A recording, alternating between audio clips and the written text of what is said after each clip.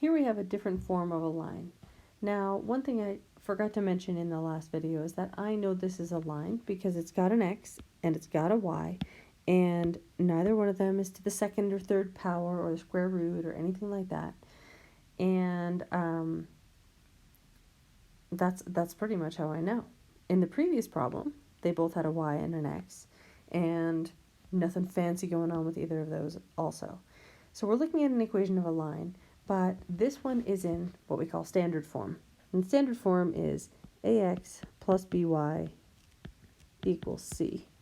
And basically just says x and y are both on the left, and we use this method to typically find intercepts. Now, if we take a look at an x-intercept, let's say right here, okay, this is the point 4, 0. And if we take a look at a y-intercept, say this was maybe negative 2, 0, negative 2. The x is 0. See how x is 0 here and y is 0 here? That's the basis of how we're going to solve these equations to find the intercepts. So, if x were 0 here, this entire term would go away, and we'd be left with 3y equals negative 12.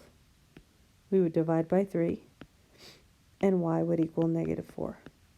So our y-intercept would be the point 0, negative 4 on the graph. Right there. Okay, now if we think about our x-intercept, what does our x-intercept have? Well, in our x-intercept, there we go, y is 0.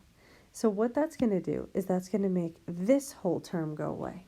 And we're going to be left with negative 4x equals negative 12. And when we divide that out, x equals 3.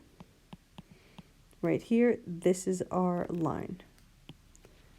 Pretty straightforward, right? 3, 0. There we go. So sometimes I call it the cover-up method, because I know that if I cover up my x term and solve for y, I'll find my y-intercept. And if I cover up my y term and solve for x, I'll find my x-intercept.